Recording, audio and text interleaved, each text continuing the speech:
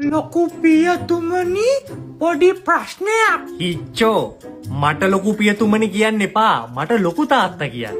මොකද්ද ප්‍රශ්නේ? අනේ මේ පත්තරේ තියෙන නිවුස් එක මට තේරෙන්නේ නෑනේ. මොකද්ද තියෙන්නේ? පුංචි අම්මාගේ නැන්දාගේ දුව සමග 16 හැවිරිදි මාමාගේ පුතා පැන යයි. ඒක පැටලෙනවනේ නෑදෑකම. ඔය වගේ නෑදෑකම් තියෙනකොට නම් අපිටත් තේරුම් ගන්න අමාරු. මං ඒ වෙලාවට කරන්නේ ඔය කියන නෑදෑකම නිකන් අපේ කාට හරි වුණා නම් කොහොමද කියලා හිතන එක. එතකොට ලේසි. දැන් ඔතන හිච්චගේ නෑදෑකම් වලින් ගත්තොත් පුංචි අම්මගේ නැන්දගේ දුව කියන්නේ චේතනා අක්කා. ඊළඟට මාමගේ පුතා කියන්නේ කනිෂ්ක අයියා. චේතනා අක්කයි කනිෂ්ක අයියයි පැනලා ගියොත් කොහොමද? අන්න ඒ වගේ නිවුස් එකක් ඔය කියන්නේ.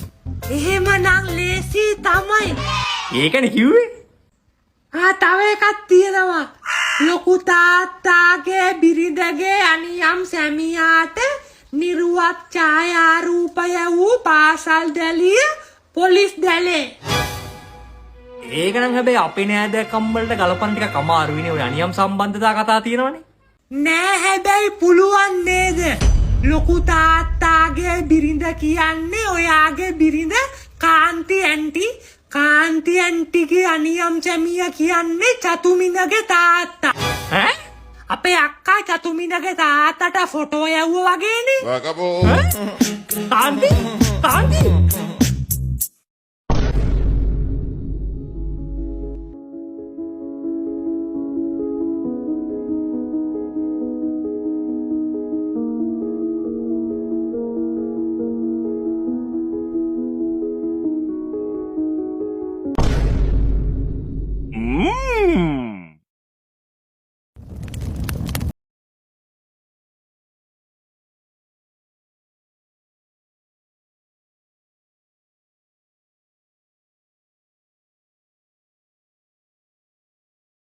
පුළුවන් තරම් වයිෆ්ට ශක්තියක් වෙන්න ඕන.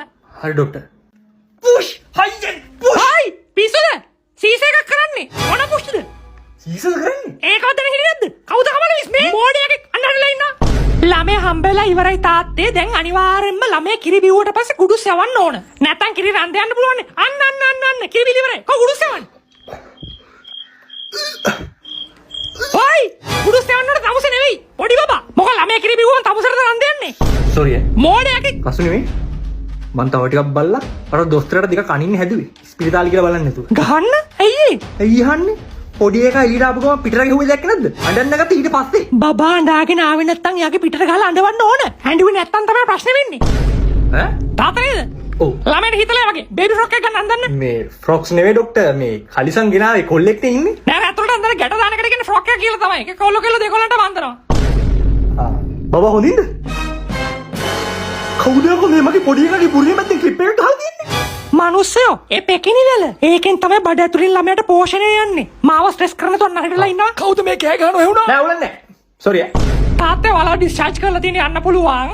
වැදගත්ම දේ පොඩ්ඩක් ගෙදර කියලා බලන්න. ළමයා කහ වෙනවද කියලා කහ වුණොත් අනිවාර්යයෙන්ම හොස්පිටල් එකක් එන වෙන මුකුත් කර ඉන්න එපා. හරිද? thank you. හරි. මේ ડોක්ටර් මේ ඇත්තටම ඇයි කහ පාට වෙන්නේ හෙළ උරුමෙට යන ළමයි? හෙළ උරුමෙට යනවා ළමයා පිස්සුදයි. අනේ පිස්සුද කවුද යකෝ මේ මම මොඩියක කන්නරලා ඉන්නවා.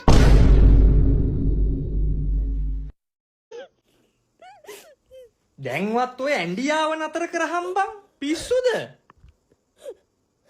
අර මොකද කරන්නේ කෑ ගහන්නේ? කැම්පස් එකේ අන්තිම විභාගේ රිසල්ට්ස් ඇවිල්ලාලුනේ. ඒක ෆේල් වෙලාද? ඔහෙ ෆේල්ද 4.0 GPA තියනවලු. 4.0 GPA එක මොන මොකටද නඩන්නේ? GPA එක 4.0 තිබුණාට මේකේ බැච් ෆස්ට් නෙවෙයිලුනේ. අනේ මන් දන්නේ මේ ගෑස්. පිස්සු.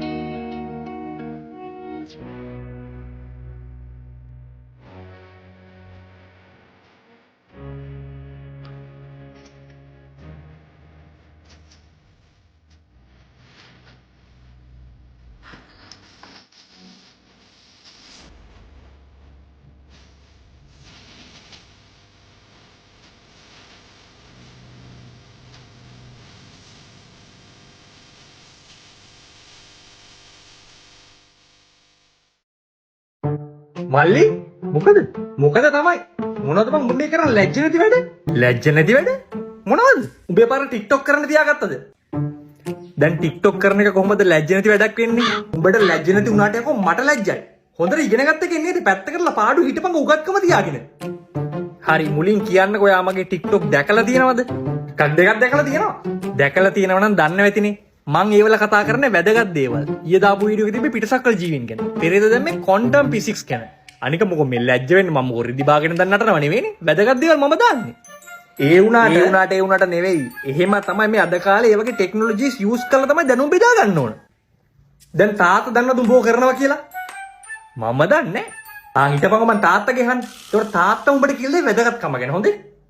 මොනවාද ලොකු පුතේ අර පොඩි පරයා කරන්නේ ඔබේ නම්බුව කනවා. ඔයනේ මට තේරෙනවා ඔබේ නම්බුව කනවා. තේරෙනවා යකෝ අයියෝ බොහොම අතපය බැඳගෙන ඉන්න එකක් ගහලා හරි ඔකව හදාගනි. පීර රත්ත පවුලෙන් හරි. මට පොඩි වෙලාවක් දෙන්න ලොකු තාත්තා මං අද මේක කතා කරනවා. සුනිල් බාප්පේ අනේ සෝරි මමත් දැක්ක මමත් මේ ඊයේ දන්නේ. මේ මන්ද නම්බුව කනවා තාත්තේ.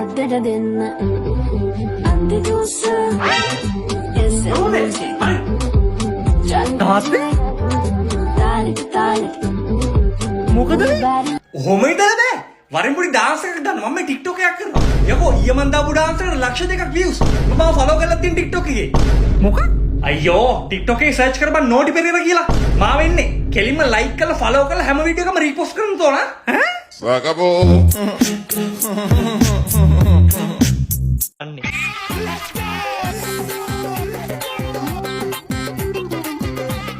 අල්ලපු ගෙදර එකක් සැටි දැම්ම වගේ බා. මලම කරදරයක් අපු මේක. මේ මුකුත් කාලයිමුද? නාලා ඉන්න? දැන් මං ඇඳුම් ගෙනාවිත් නැහනේ.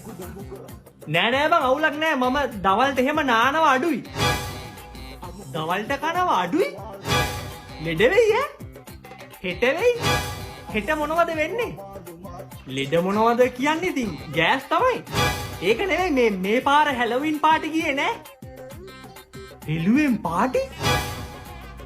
මේ පාර කියන්නේ මම නම් එහෙම කවදාවත් හෙළුවෙන් පාටි ගිහලා නෑ. අයියෝ යන්න එපයි. මම නම් මේ පාර දෙකකටම ගියා. ඈ? හෙළුවෙන්? හැලොවින් තමයි. වයිෆ් අවුලක් නැද්ද? එහෙම අවුලක් නෑ. අපි දෙන්නම තමයි ගියේ. ඈ? වයිෆුත් නැතු ඉතින් දෙන්නම එකට තමයි එක හැලොවින් පාටි එකකට ගියේ. පුදුම සබ්දයක් නේ අකෝ ඒක කතා කරනව හෙන්නේ.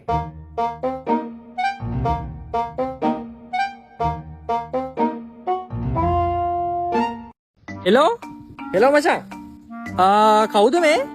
මම කතා කරන්නේ මචං අර හොස්පිටල් එකේ ඔයාලගේ රූම් එකට එහා පැත්තේ රූම් එකේ හිටියේ. අපි දෙනකෙන් බබාලා එක දවසක් ඉපදුනේ. හෙලෝ මචං ඔව් මතකයි. කොහමද ඉතින් බබා පරිස්සමෙන් ඉන්නවද? ඕ මචං බබා නම් පරිස්සමට ඉන්නවා. අපි දිනට තමයි මචං අමාරුයි කිව්වේ. නිින්දක් නෑ බං හරියට සතියක් එක දිගට. පැය භාගෙන් වගේ හැරෙනවා. අඩෝ සේම් සිටුේෂන් බං අන්තිම පැය 44 විනාඩි 5ක් නිදාගෙන නෑ. කොහොමත් බං මුල් මාස දෙක තුන ඔහොම තමයිලුනේ. මට ප්‍රශ්න තියෙන්නේ බං ජොබ් එකකටවත් යන්න හරියට සිහියක් නෑ බං ඔළුවේ. කියන එක නෙමෙයි කරන්නේ. ඉතින් මෙහෙත් එහෙම තමයි. උඹට කියන මං අද උදේ තේක හදලා තියෙන ගම්මිරිස් කුඩු දාලා. ඔළුව වැඩ කරන්නේ නෑ බං හරියට. ඉතින් උඹට කියන මම මේ තොටිල්ල පද්දපත් දින්නවා.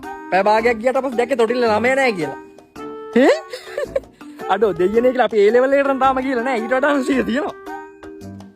පළවෙනි ළමයා නෑ බං ඉතින්. සානක ඔය මොකද කරන්නේ? ළමයා මගේ අතේ ඉඳි දුවා වැනෙන්නේ.